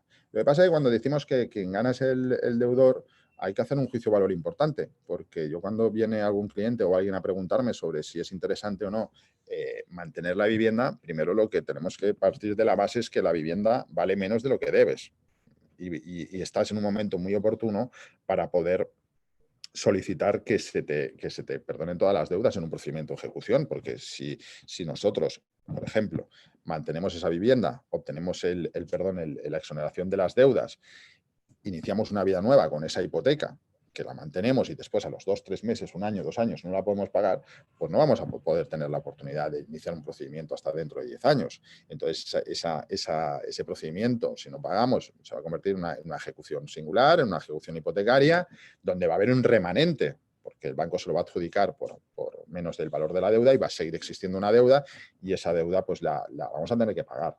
Y si no, pues vamos a empezar otra vez el inicio de embargos y demás. Por lo tanto, a la gente que os pregunte si es interesante, primero, que es una excepción también aquí en Barcelona, en Cataluña y algunas otras comunidades o provincias. No todas las provincias de España, todos los mercantiles de España siguen esta tesis. Por lo tanto, para ser prudentes tendríamos que decir que no y después entrar en detalle en si queremos o no queremos exonerarla de la liquidación y el juicio de valor que tiene que hacer el propio deudor. Vale, eso para empezar. En cuanto hemos dicho ya la calificación, ya te digo, os digo a todos que es muy fácil entrar en esta ley concursal y en esta ley de segunda oportunidad y salir con la exoneración de la deuda. Después, por última fase, ya sabéis, hay las tres fases que tenemos: el acuerdo extrajudicial, el concurso y por último vendría una última fase procesal, que no voy a tecnificar demasiado para que la entendáis. Es el momento final, ¿no? El momento donde ya hemos pasado por todo el proceso y solo queda comprobar que el deudor es un deudor de buena fe, que cumple los requisitos para poder acceder al perdón de las deudas y al final pues, el deudor la solicita a través de su abogado, los acreedores se pueden oponer alegando lo que quieran y al final tenemos una sentencia donde el juez exonera de todas las deudas exonerables, que ahora hablaremos si hay, cuáles son exonerables y cuáles no. En ese sentido, solo hay un añadido, aparte de los requisitos que ya ha explicado Joan antes para poder acceder al acuerdo extrajudicial de pagos, es que el concurso no sea declarado culpable, como os he dicho. Con eso y con todos los requisitos de acceso al acuerdo extrajudicial de pagos, pues ya tendríamos los presupuestos objetivos y subjetivos para poder solicitar el famoso BEPI, beneficio de exoneración del pasivo insatisfecho. La ley lo que hace el legislador establece dos caminos distintos. Uno es el camino directo, el general, en el que todos los créditos son exonerables y por lo tanto en el mismo auto de exoneración se acaban exonerando todos. ¿Cuáles son estos créditos exonerables? Pues lo que se considera como créditos ordinarios, los créditos subordinados, básicamente, y aquellos créditos de administraciones públicas por el 50%. Ahora comentaré también un poco el tema de crédito público. Después tenemos una vía diferida, que lo que dice el legislador es que, bueno, si usted tiene créditos que no son exonerables, como los créditos públicos, los créditos por alimentos o los créditos contra masa, que son aquellos que se generan durante el procedimiento, si usted los tiene pendientes, pues propóngame un plan de pagos a 5 años y si lo cumple, pues se acabará exonerando. En la práctica, ahora van a venir los primeros planes de pago cumplidos después de 6 años ya. En la práctica, para mí, todo acaba siendo exonerable porque tenemos una resolución, de hecho, el Supremo, una resolución que abarcó muchos de los temas que eran controvertidos en su momento, lo que establece es que en ese plan de pagos, a pesar de que van los no exonerables, la cuantía que se solicita para el plan de pagos no tiene por qué ser la totalidad de la deuda de los exonerables. Me explico. Si tenemos una deuda con agencia tributaria de 100.000 euros, de los 100.000 euros, 50.000 euros del crédito público son ordinarios, esos en principio se exonerarían de forma directa y los otros 50.000 euros irían al plan de pagos. Imaginemos que solo tenemos esta deuda de crédito público. Estos 50.000 euros, una persona que no tenga recursos para pagarlos en 5 años, son 10.000 euros, no puede hacer un plan de pagos de 10.000 euros al año. Tiene que hacer un plan de pagos acorde a sus posibilidades. Y si sus posibilidades son 50 euros al mes o 100 euros al mes, pues lo que tiene que solicitar al juez es que le apruebe un plan de pagos con esos 50 o 100 euros al mes. Eso es muy importante porque la gente muchas veces lo confunde. En el plan de pago sí que van los no exonerables, pero no la cuantía total, la cuantía que podamos pagar, ¿vale?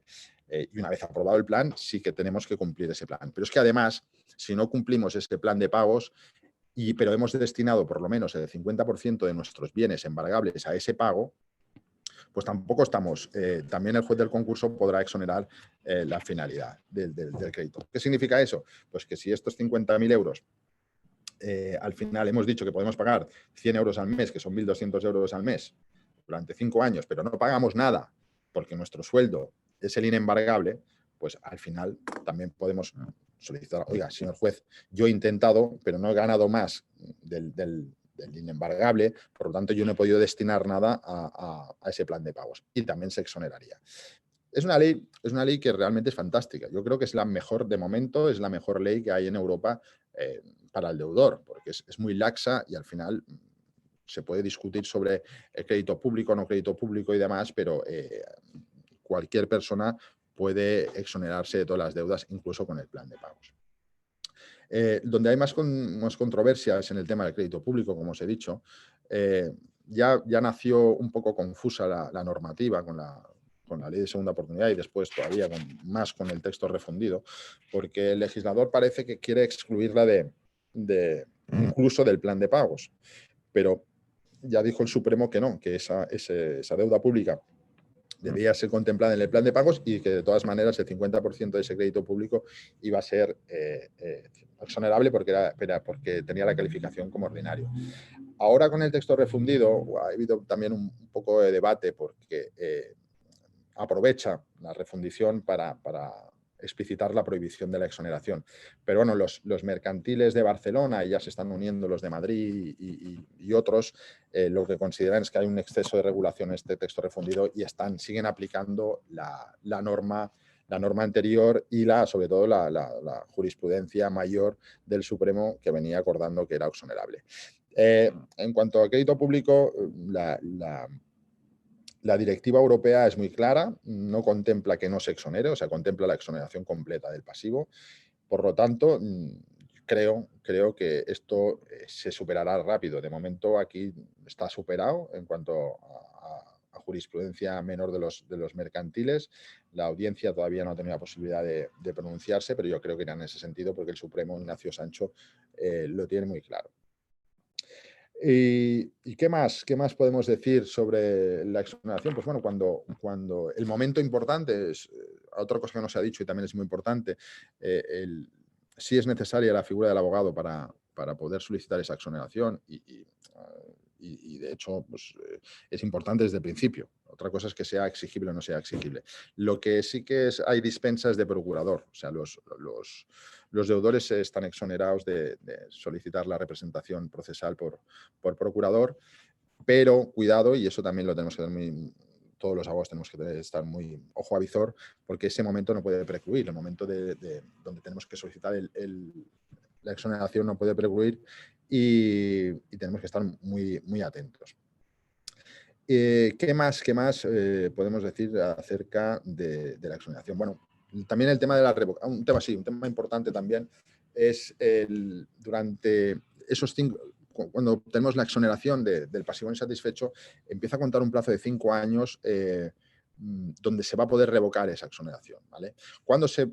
¿Qué casos hay de revocación de la exoneración?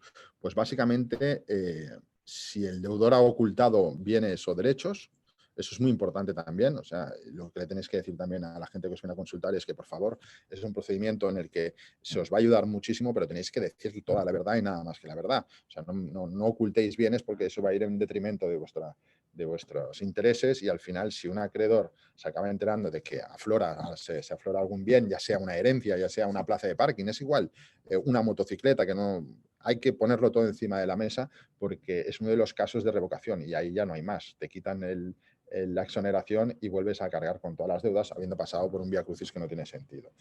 Y otra de las consecuencias, una de las causas de revocación, es el tema de herencias y juegos de envite y azar. Pero es importante este matiz.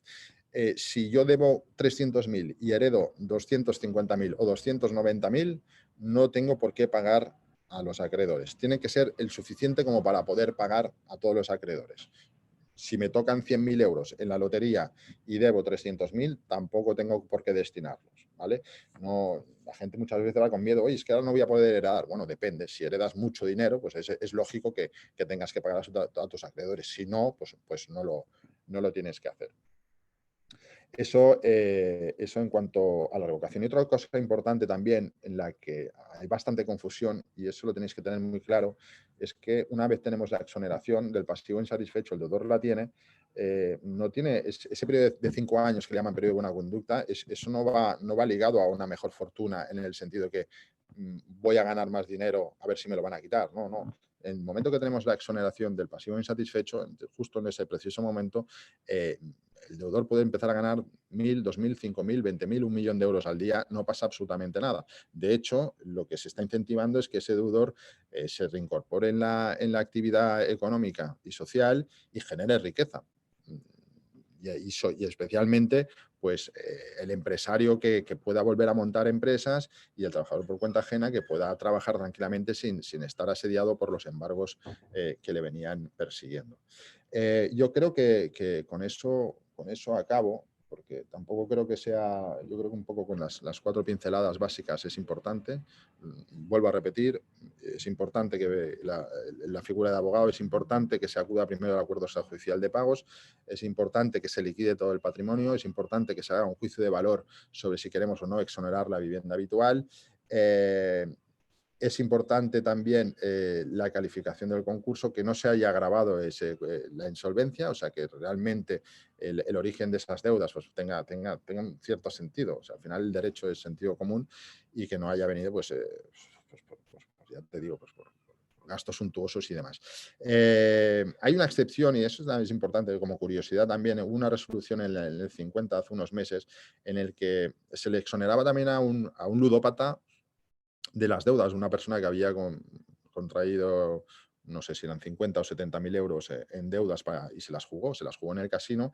Y bueno, y el abogado Lucho en la materia lo que hizo fue alegar la inimputabilidad, es decir, bueno, esta persona está enferma, también tenía un tema de unas causas de drogadicción y demás, y entonces lo que se aplicó pues, en el derecho es la inimputabilidad de esa calificación, y lo consiguió. Pero bueno, por norma general, la gente que hace mal uso de ese dinero, pues al final no tiene ese perdón. Y para acabar también, un tema importante que yo siempre digo, o sea, esta es una ley que es fantástica, permitidme la expresión, es cojonuda, pero tendría que venir también refrendada o apoyada o pareja a una formación, una cultura financiera. O sea, todavía en esta sociedad de consumismo, de materialismo, no sabemos consumir y especialmente no sabemos financiarnos. Y la banca tampoco nos ha ayudado muchísimo porque en lugar de decirnos qué es lo que tenemos que financiar o no, lo que nos dice es que lo tenemos que financiar absolutamente todo. Yo creo que para los que vienen por detrás, para nuestros hijos y demás, sería muy importante también pues, abordar ese tema, que creo que se acabará abordando porque es básico para tener una verdadera ley de insolvencias que se ajuste a la realidad de nuestro país. Y sin más, ya acabo. Muchas gracias. Perfecto, muchas gracias, Octavi. Muchas gracias, Joan. Yo creo que, sin querer, evidentemente, resumir más que en 2 minutos y damos debate. Ha habido una pregunta al respecto de vivienda habitual, creo que la has respondido, pero vamos a ahondar en el tema. Yo creo que es importante quedarnos con las ideas que hemos ido desarrollando. 1. Existe una norma para que se pueda llevar a cabo y se puede decir con voz alta que tenemos un derecho a la segunda oportunidad. Quiere decir que hay una normativa que nos permite, si hemos hecho las cosas de forma correcta, pero nos ha sobrevenido una situación de deuda que no podemos atender, tenemos una solución. 2. No es una norma que nos va a ayudar a salvar toda la problemática social de pobreza crónica, de seguramente trabajo precario, de cualquier tipo de situación que la vayamos a poder encauzar en esta normativa. Si tenemos una deuda que no podemos atender de 3.000 euros, de 2.000 euros, seguramente no va a ser este el procedimiento. Tendremos que ir a la primera parte, que es aquel acuerdo extrajudicial de pagos. Una vez estamos dentro de esta situación, ¿qué vamos a ver? Tenemos 3 momentos del procedimiento. Este momento que tenemos que hacer fuerte, tenemos que promover mucho, tenemos que hacer que sea un elemento de negociación y de trabajo a lo largo del tiempo y del futuro, que es acordar extrajudicialmente de forma más ágil, con menos costes y con la misma seguridad, cómo puedo hacer frente a aquellos pagos, con la voluntad de hacer frente en una parte y alargar el pago de las mismas, llegar a acuerdos. Esa es la primera parte. Normalmente en España esta figura no ha funcionado porque no es una cultura en la que tengamos esa capacidad de llegar a acuerdos, porque además la normativa apretaba tanto aquel al que debe, que simplemente con no hacer ningún tipo de aceptación, yo como acreedor ante cualquier propuesta me iba al juzgado y tarde o temprano iba a ponerle en las espaldas a alguien una losa que no se iba a quitar nunca. Bueno, pues este paradigma ha cambiado y tenemos que intentar hacer fuerte esa figura del acuerdo extrajudicial de pagos. Mírate una cosa, en esa figura una de las cosas que ha de funcionar muy bien es el trabajo del mediador concursal. Este mediador es un profesional como nosotros que es nombrado de forma sistemática por el procedimiento, por el juzgado, podríamos decir de alguna manera, o por el notario, ¿de acuerdo? Y es una persona a la que tenemos que poner en valor. Es una persona además que se le tienen dotados unos honorarios pequeños, bajitos, pero tenemos que hacerle mucho caso. Tenemos que aportar, digamos, el valor de ser sinceros y ayudarle en su gestión. Mirad, hace escasamente unos días una resolución de un juzgado de Barcelona decía que no permitía la exoneración de un señor que tenía más de 2,5 millones de euros de deuda por 2 motivos. 1, porque no había sido sincero y había escondido más de 1.300.000 euros de deuda en la primera de las solicitudes. Y 2, estando en concurso y sin la autorización de las herramientas del juzgado, es decir, del administrador concursal, vendió una propiedad que no podía vender de forma libre, sino era autorizado para pagar las deudas. Con lo cual, eso es importante. No es un camino de rosas para el usuario de este servicio. Es un camino complejo donde uno de los momentos más complicados va a ser cuando nos nombran a ese administrador concursal que nos va a hacer la disposición de nuestra propia patrimonio y de nuestra propia generación de dinero. Es decir, caso concreto, si entramos en un procedimiento de segunda oportunidad y yo tengo una nómina de 1.300 euros, yo voy a tener que pedir a este profesional que me diga cuánto me va a dotar como concepto de alimentos, cuánto voy a poder utilizar de dinero para mis gastos corrientes de la vida corriente, y de la diferencia entre ese importe y lo que yo gane, la va a gestionar esta persona, este mediador concursal o administrador concursal. Eso es un momento complicado de gestionar a nivel emocional y personal, desde luego económico. Esto lo tenemos que tener como muy claro. Pero también hemos de tener muy claro que al final existe solución. Los grandes debates que se abrían hoy, que se han abierto y que vais a leer mucho en prensa y vais a leer muchísimo a lo largo de la salida de esta situación de pandemia y el inicio de seguramente una crisis económica, es al respecto de la vivienda habitual. Y ahí enfoco una de las preguntas que nos hacían al respecto de si nos podían embargar la vivienda habitual. Creo que Octavi lo ha dejado como muy definido. La vivienda habitual se ha de liquidar, se ha de proponer la liquidación de la misma, pero se puede excluir de esa liquidación y promover que se exoneren el resto de deudas que no se pueden atender, siempre que existan esas consideraciones, que sea una vivienda cuyo valor sea inferior a la deuda que se está teniendo como hipoteca, que tengamos capacidad de tener al día esa hipoteca y que al final sea la comparación entre el valor de la cuota hipotecaria y el alquiler sea bastante similar.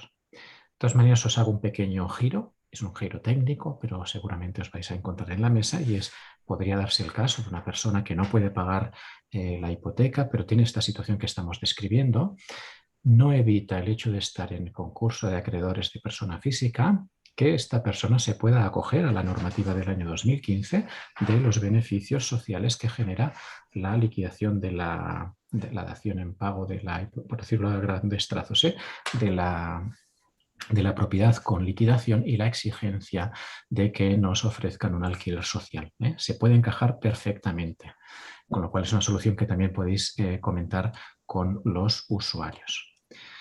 Nos preguntan una duda al respecto de los créditos no exonerables. Se han nombrado los créditos alimentarios. ¿Hay algún otro crédito similar que tampoco se exonere? Bueno, los créditos que no se exoneran son aquellos que se van a calificar desde un punto de vista jurídico concursal como créditos con privilegios. Esos créditos con privilegios son, a grandes trazos, la hipoteca, porque tiene una garantía, los créditos públicos, Hacienda, Seguridad Social, ayuntamientos, ¿de acuerdo? Y los créditos que se generan contra la masa. Cuando nosotros entramos en concurso, es como si yo estoy en concurso, nace a mi lado una bolsa que es la masa, que es lo que yo genero, tanto en positivo porque tengo ingresos como en negativo porque tengo deudas que voy generando de mi propia vida. Si yo, por ejemplo, soy una persona que tengo una sentencia de separación, no tengo una obligación de pago de alimentos a mi ex esposa o a mi exmarido y tengo que pagar para hacer la compensación, esa cantidad, esa obligación que yo tengo, desde que yo estoy en concurso, es un crédito contra la masa. Y todos esos créditos no se exoneran, estamos obligados a pagarlos. Los créditos que con anterioridad se hayan generado como concepto de alimentos no se tienen que atender. La ley es clara. Sin embargo, de nuevo, es un espacio jurídico donde está habiendo debate. Ha habido una resolución muy interesante últimamente que analoga esos créditos, esa obligación de pago de alimentos hacia los hijos, con un derecho todavía por encima del propio del deudor, que es el derecho que tienen los hijos a poder ser mantenidos, digamos, por la obligación de pago de los alimentos que haya tasado el juzgado. Y en este caso la jueza dijo, pues tampoco se exoneran, tiene obligación usted de pagarlos, ¿no? Bueno, esos son los 3 capítulos del concepto de la no exoneración. Pero, de nuevo, tenemos la situación que os explicaba Octavio, no me exoneran de esos créditos de forma inmediata, cuando acabo la primera parte del procedimiento, pero yo podría solicitar que me exoneraran a través de un plan de pagos. Es decir, aquello que yo no he podido pagar y que no es exonerable, lo encajo en un plan de pagos a 5 años, basado en mi capacidad de generar ingresos en esa previsión de 5 años, y el juez, si cumplo unos parámetros, me lo va a aceptar. Una vez yo he hecho frente a esos pagos a lo largo de esos 5 años, aquello otro que no hubiera podido pagar sería exonerado de aquí a 5 años. Es un poco al respecto de 2 preguntas que me han parecido importantes. Hay una otra pregunta muy directa, muy del primer momento, que nos preguntan, ¿podemos elegir notario de tu localidad? Hemos de elegir notario en nuestra localidad, es decir, el notario que nombre el mediador ha de ser un notario de la población en la que tenemos el domicilio habitual, siempre que sea una persona física que no sea empresaria, iremos al notario. ¿Cómo funciona? Pues tenemos que hacer una solicitud al decanato de los notarios y ellos nos asignan el notario. Todo y que esto es una normativa interna de las notarías. La ley dice que yo podría elegir perfectamente el notario.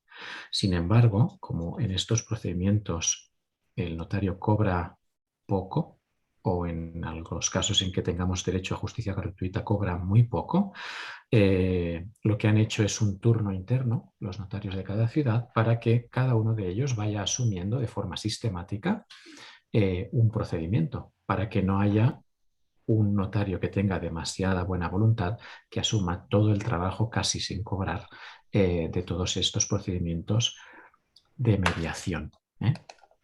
Si os parece, Joan, ¿te parece que comentes un poquito la cuestión del turno de oficio y cómo lo tenemos trabajado en Tarrasa? Yo creo que hay una pregunta al respecto y creo que es una pregunta que nos puede ayudar a ver cómo vehicular ese tránsito entre el usuario que viene a sindicatura, el usuario que viene a asistencia social, con la posibilidad de que sea atendido por un profesional del turno de oficio y cómo funciona. ¿Te parece, Octavio y Joan? Lo podemos comentar.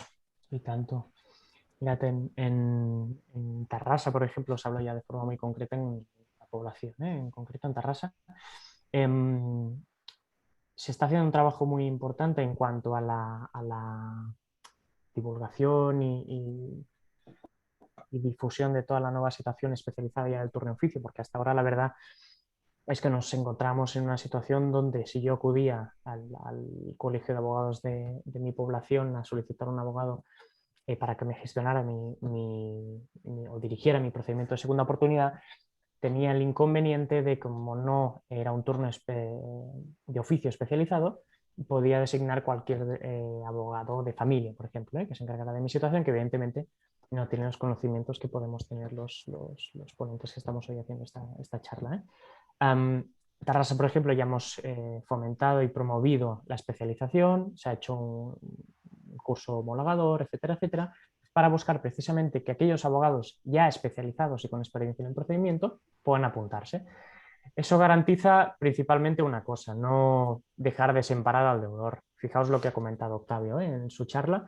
En puridad sí que es cierto que el abogado tiene unos momentos procesales muy concretos en los que actuar. Estamos hablando de la fase de solicitud de BEPI, la fase inicial de preparación de la fase extrajudicial o incluso la solicitud de concurso en el caso de que no se hubiera designado mediador concursal, pero aparte de eso, de forma directa no hay una actuación clarísima, pero en la práctica, hostia, el seguimiento del abogado tiene que ser al transcurso de todo el año, porque además en el concurso pueden generarse, lo que ha comentado Octavio, el seguimiento de la liquidación, hostia, intentar hacer ver al administrador que la vivienda efectivamente cumple los requisitos para ser excluida de la liquidación, discutirse en la pieza de calificación al respecto de la culpabilidad o no del deudor, que recordemos que es requisito fundamental para que después le sea concedido el beneficio de sanción.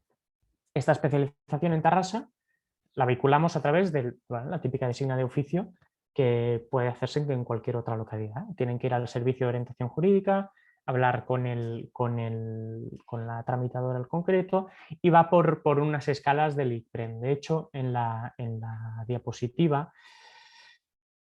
permitidme que la vuelva a compartir. Aquí, vale.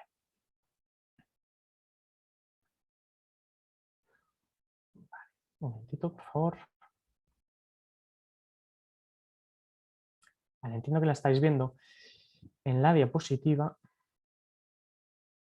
Paso rápido, porque me interesa ir a la parte final. En definitiva, lo que pasa en Tarrasa es cuando la persona, el usuario, va a solicitar la asistencia de un abogado de oficio, hay una serie de requisitos que estos son criterios estandarizados para todas las personas que solicitan asistencia jurídica gratuita, donde el IPREM es el que digamos fija los criterios para que la persona pueda ser susceptible o no de ser o de otorgársele el derecho. ¿Vale? Hay una de estas preguntas que digamos killer questions que están en la diapositiva que os enviará Miguel Ángel después. ¿Vale? Y, estamos viendo cita previa, evidentemente el juzgado ahora con el tema del COVID es funcionan como los funcionarios están como muy alerta al respecto de la enfermedad y hacen muchas veces solicitar cita previa por un tema de descongestión lógico. Aquí en esta diapositiva, entiendo que la estáis viendo, habla de los límites económicos para acceder a la justicia gratuita. Pues fijaos, el IPREM calculado en 12 pagas, pues mensual, criterios de miembros de unidad familiar, si son 1, 2, 3, 4 más en función de eso, y de la renta anual. Evidentemente también tienen en cuenta situaciones patrimoniales adicionales. Pues en función de todas estas situaciones, entienden o no que puede ser usuario de la justicia gratuita. Evidentemente se tiene que solicitar de forma directa, eso es un derecho absolutamente personalísimo, ¿no? Yo no puedo ir en nombre de nadie o representando a nadie solicitarle la asistencia jurídica gratuita y la designación de un abogado de turno de oficio por parte de otra persona, ¿vale? Pero básicamente esta diapositiva, insisto, pasaremos, son los criterios que gobiernan a los tramitadores del SOC, del Servicio de Orientación Jurídica, a la hora de entender a una persona que sea susceptible, digamos, de ser concedida de la asistencia jurídica gratuita. En este sentido, Joan, si no cierres la diapositiva, el caso, si vamos a un caso práctico, situaciones en la que nuestros compañeros jurídicos se pueden encontrar, pues viene un usuario, le explica esta situación. Sí. Es evidente, el síndico no tiene que tener estos conocimientos jurídicos, pero yo creo que este documento que vamos a compartir lo puedes tener como elemento de trabajo. Pues las preguntas, ¿me estás hablando, Miguel Ángel? No, tal como estabas, tal como estabas. Ah, vale, perfecto. En este sentido, si tenemos una situación en que ya descubrimos que hay una situación de sobreendeudamiento, que nos está haciendo frente a los pagos, que los acreedores nos están llamando, que nos están, de hecho, reclamando vía judicial ante esta persona, ¿qué le podemos decir? Pues mira, si tenemos esta tabla de ingresos y está en la situación de que sea una persona individual donde sus ingresos anuales, dividido en el IPREM de 12 pagas, al final al año, esta persona cobre por debajo de los 13.000 euros, ¿de acuerdo? Esta persona va a tener el beneficio de ser otorgada la justicia gratuita para él. Es decir, va a tener un abogado de oficio que le va a cubrir todo el procedimiento, desde el acuerdo extrajudicial de pagos al concurso consecutivo y al momento final de la exoneración del pasivo insatisfecho. Además, se le va a otorgar un procurador de oficio.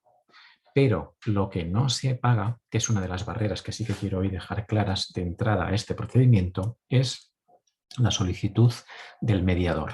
Es decir, el mediador concursal que es nombrado al principio de todo el procedimiento, que nos nombra este notario que es de nuestra ciudad, de nuestro domicilio, este coste del notario por solicitar esta mediación, que suele estar alrededor de unos 250 euros, o bien, si es que es en la Cámara de Comercio, porque sea un autónomo, pues la Cámara de Comercio, más los honorarios del mediador concursal, que son unos honorarios que están tasados en base a unos aranceles, cuyo cálculo se fundamenta en las deudas que vamos a tener. Entonces, estos aranceles nos dan una cantidad de dinero que van a ser los honorarios de este profesional, más este nombramiento. Esto no lo financia nadie. Bien, con lo cual esto es una primera barrera de entrada muy importante, porque si bien podemos estar delante de una situación donde estamos viendo que la solución es evidente, es la aplicación de la norma para tener este derecho a la segunda oportunidad, que además tenemos a este usuario que es beneficiario de esta justicia gratuita, porque encaja en este marco de datos, en este cuadro que nos está ofreciendo Joan. Perfecto, ya lo tenemos claro, pero hay que empezar. Y hay que empezar teniendo un dinero. Y mirad, experiencia, porque hemos trabajado expedientes que nos han derivado incluso de Cáritas, de Cruz Roja, de otras entidades, donde puede parecer pequeña la cantidad de 250 euros, pero es un mundo insalvable. Es un mundo insalvable. Bueno, como ejemplo, que todavía no lo hemos conseguido, pero estamos ahí y os propongo que sigamos la misma línea. Nosotros en Tarrasa, en el Colegio de Abogados, ha firmado un protocolo con el Ayuntamiento, con servicios sociales en este caso. En este protocolo nos hemos comprometido los abogados, dos de los que hoy os estamos intentando ayudar y dar a conocer esta norma, a formar, a divulgar, a formar a nuestros compañeros, a formar a la ciudadanía, a informar, a estar cerca de esta realidad. Y el ayuntamiento se ha comprometido en un documento protocolo, es público, con lo cual se puede hablar de él, en el que aportaba tanto, evidentemente, este compromiso de trabajar por esta misma línea de divulgación, más un compromiso de aportación económica. Esta aportación económica nosotros entendíamos o entendemos que tiene que validarse de forma que sea o se pueda vehicular como un sistema de ayudas iniciales para poder solicitar esta mediación. Esto todavía es una idea a lo mejor de bombero, hoy no está funcionando todavía, pero somos muy perseverantes, yo creo que la vamos a ver funcionar. En definitiva, igual que a veces en servicios sociales tenéis la suerte de poder dar salida a un mes de alquiler a través de algún tipo de concepto de ayuda, poder dar salida como un concepto de ayuda concreto al pago de los honorarios de un notario para poder solicitar esa mediación, puede dar la vida, puede dar la solución, puede dar esa felicidad que todos buscamos en el caso de que tengamos esta deuda en esta situación a este ciudadano que nos viene con esta situación. Es una idea, vuelvo a insistir, algo de bombero, pero estamos ahí y yo creo que vamos a verla caminar. Esperaremos no tardar 2 años más, como nos decía nuestra síndica de Sabadell, que cuando nos ha presentado en volver a compartir espacio, ojalá sea presencial y físico, en breve, para poderos decir que esto ha empezado a ser una realidad. Lo vamos a compartir nosotros, además, que estamos muy cerca de nuestra síndica local en Tarrasa. A través de ella vamos a poder, digamos, compartir todos estos avances. Yo en el chat no estoy viendo más preguntas. Estoy seguro que van a surgir muchas otras cuestiones. Yo creo que vamos a quedar a disposición vuestra, tanto ahora, tanto por correo electrónico. Ahora en la última diapositiva, Joan, si quieres, por favor, la subes hasta el final.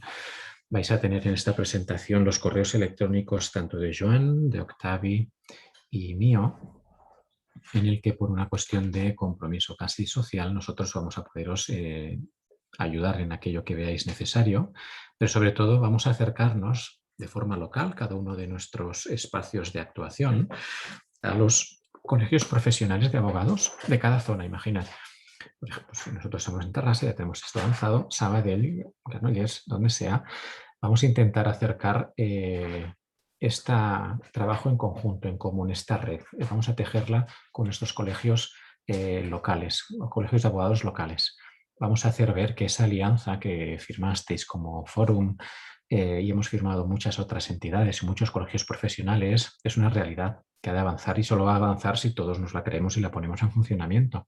Yo creo que el hecho de que uno de vosotros pueda ir a vuestro colegio de abogados de vuestra localidad y llame a la puerta, oye, mira, hemos estado aquí, hemos hablado de esto, esto existe, mirad, os pongo a disposición el modelo de protocolo porque lo puedo hacer, así está establecido con el Ayuntamiento de Tarrasa para que pueda ser elemento, si es necesario, hasta de copia para poder promover estos acuerdos, esta divulgación, esta norma. A los abogados, además, nos ayuda a especializarnos, nos ayuda a dar conocimiento de la norma, nos ayuda a que nos den asignaciones de turno de oficio, que al final también pues, nos remuneran de forma muy sencilla y muy humilde ciertas actuaciones, pero es parte de nuestro compromiso social como profesionales, que creo que además los que estamos hoy aquí presentes lo tengo más que claro, pero creo que tenemos que tener absolutamente todos. Mira, nos llega otra pregunta y nos preguntan si el deudor autónomo está constituido como sociedad limitada o sociedad limitada unipersonal, ¿también se puede acoger al acuerdo extrajudicial de pagos y posterior concurso? Octavio, ¿quieres contestar? Sí. Gracias. Sí, un momentito que pongo el vídeo. A ver, sí, que evidentemente. O sea, el acuerdo extrajudicial de pagos es una institución preconcursal que no se crea con la ley de segunda oportunidad, si es anterior, se crea con la ley de emprendedores del 2013 y realmente está pensada también para empresas. Y por supuesto que sí, es una primera, ya sabéis también, no sé si lo sabéis o no, pero en el concurso voluntario, en el concurso de personas jurídicas, una de las herramientas que más se utiliza para novar las deudas es el convenio concursal y con la propuesta anticipada de convenio, pero yo lo que abogo siempre es a esgrimir, a utilizar el acuerdo extrajudicial de pagos también para las empresas. Sí que es cierto que las mayorías necesarias para obtener el quórum y obtener esas quitas y esas esperas son más amplias, empiezan desde un 65% hasta un 75%, pero yo esgrimiría esa posibilidad. Y además también en ese ese cómputo de mayorías también votan los créditos subordinados que no lo hacen en el convenio. Por lo tanto, sí, de hecho, nosotros presentamos bastantes, intentamos el acuerdo extrajudicial de pagos con acuerdo extrajudicial de pago o acuerdo de refinanciación, pero si son deudas que se extralimitan a las financieras, pues iríamos a un acuerdo extrajudicial de pagos y ahí podríamos conseguir Otra cosa es que, cuidado, estamos planteando de persona jurídica, o sea, yo no sé si he entendido bien la cuestión o no, Sí. pero creo que es una SL, acuerdo extrajudicial y el concurso consecutivo también, también existe para las personas jurídicas. De hecho, una persona jurídica que va a un acuerdo extrajudicial de pagos acaba desembocando en un concurso consecutivo. Lo que pasa es que en el caso de empresas y de personas físicas empresarias existe una segunda oportunidad de convenio dentro del concurso. Hemos dicho que el concurso consecutivo es un procedimiento de liquidación, pero hay que matizar. Es un procedimiento de liquidación para las personas físicas no empresarias. Para las personas físicas empresarias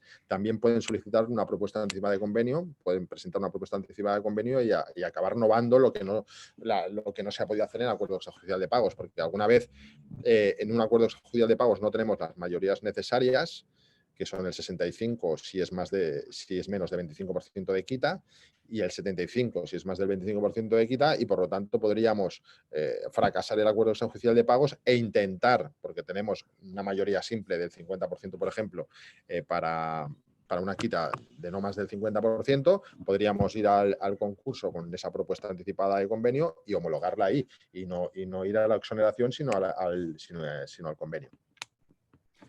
Correcto. Otra cosa que puede ocurrir es que si el autónomo o el empresario está constituido como sociedad limitada, tenemos estas soluciones, tanto la segunda oportunidad como el propio concurso. Pero puede darse, y os dará casos, en lo que va a ser, yo creo que a futuro, y lo vamos a ver muy pronto, y ahora va a ser un pequeño paréntesis del porqué, pues autónomos, empresarios que tienen un SL, pero que han avalado sus créditos de la SL. La SL cerrará, no tendrá actividad, no podrá atender los pagos, y es posible que el banco al cual le has avalado te exija a ti el pago de la deuda como persona física. Bueno, pues la deuda era de la SL, pero ahora también es tuya. Con lo cual, la SL la tienes que cerrar y tú seguramente, si no puedes atender con tus bienes, vas a poder, o con tu programación, vas a poder tener que utilizar la normativa de segunda oportunidad. Mirad, aquí hay una cosa que se nos va a dar y lo vamos a ver, y yo creo que lo vais a ver vosotros con nosotros a lo largo de los próximos años, que es toda la situación de estos créditos ICO-COVID, que se están, de los cuales tanto hemos hablado, de los cuales tantas empresas han salvado seguramente y tanta liquidez han generado en esta crisis sociosanitaria, pero que a veces no hemos firmado de forma muy consciente y estamos garantizándolos, estamos avalándolos. Vamos a ver qué ocurre cuando no podamos pagar esos créditos, vamos a ver hasta dónde hemos garantizado, vamos a ver hasta dónde garantiza el Estado aquel 80% que dijo en prensa, boca grande, que iba a garantizar, si garantiza la empresa o garantiza a la persona. Hay mucho que hablar. Es muy importante, hay una cosa con la que a mí me gusta siempre como ir enfocando el final. Octavio lo ha dicho al principio, es muy importante que al final entendamos que el profesional, el abogado, todo y que la ley no obliga, la ley de segunda oportunidad no obliga a tener un abogado hasta el final del procedimiento, el abogado es necesario siempre. Hemos de tener, y yo me quedo con una frase y le voy a dar casi la palabra a la síndica de Tarrasa, a la cual le tengo desde luego un aprecio y es una persona que nos inspira muchísimo, hemos de tener la figura del abogado de cabecera. Beta, quedo a tu disposición para lo que tú veáis oportuno y evidentemente al resto de tus compañeros.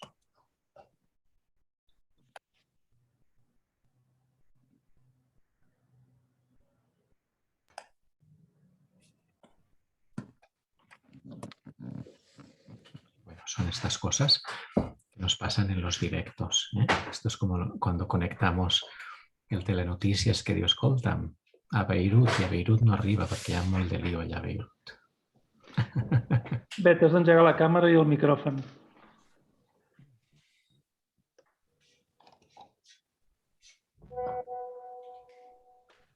Hola, moltes gràcies per tota la intervenció. Ha sigut molt interessant i cada vegada em surten a vegades més diguéssim, dubtes de si ho farem bé o no, però jo crec que si amb la vostra ajuda i amb les vostres guies nosaltres podem, el que farem és orientar i acompanyar les persones fins a un lloc, o fins a vosaltres, o fins a, diguéssim, a tota aquesta aliança de la segona oportunitat.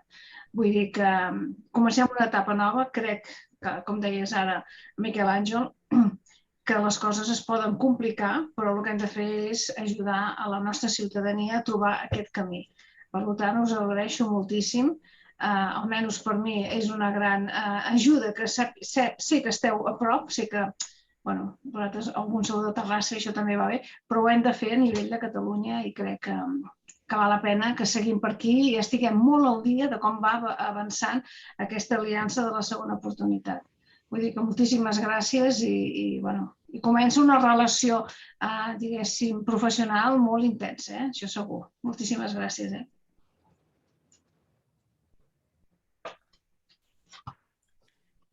Moltes gràcies, Beta, moltes gràcies, Francesc, i moltes gràcies a la resta de tots vosaltres. No ho torno a insistir, jo crec que ara ja anirem sortint de la sessió. Aquí teniu els mails, ens teniu nosaltres. Espero que a la tornada de l'estiu a veure si som capaços de tornar a fer una nova trobada i veure ja novetats, ja sabrem més coses i podrem treballar allò, qüestions concretes, novetats que vagin sortint, coses que vosaltres ja podeu dir, mira, em faig una llista de qüestions que m'han anat sorgint al llarg d'assistències que he hagut de fer a nivell posterior d'aquesta xerrada d'avui i que podem donar-vos sortida. Jo crec que és la manera de funcionar i, per tant, de veritat, a la vostra disposició. Una abraçada molt forta, que tingui un magnífic dijous i endavant. Adéu. Vagi bé. Vagi molt bé. Adéu. Adéu. Adéu. Moltes gràcies, que vagi molt bé. Gràcies.